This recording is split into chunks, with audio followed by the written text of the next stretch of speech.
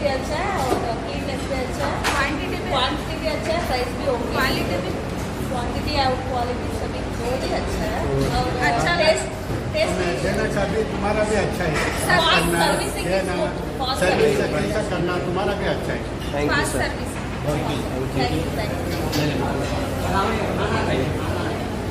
तो जैसे कि आपने सुना, Punjabi dhaba AC family restaurant का सब कुछ सबसे अच्छा है।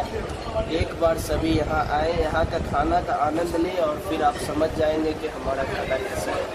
Must visit and enjoy the authentic pure vegetarian and Jain food in our restaurant.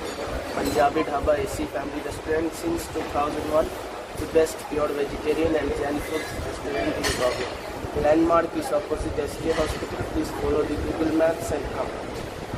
ये ध्यान रखिएगा कि हमारा रेस्टोरेंट जो है Punjabi dhaba AC family restaurant है। पंजाबी ढाबा के आगे हमने कुछ नहीं लगा रखा, इनके डुप्लीकेट्स जो भी है सब पंजाबी ढाबा के आगे कुछ ना कुछ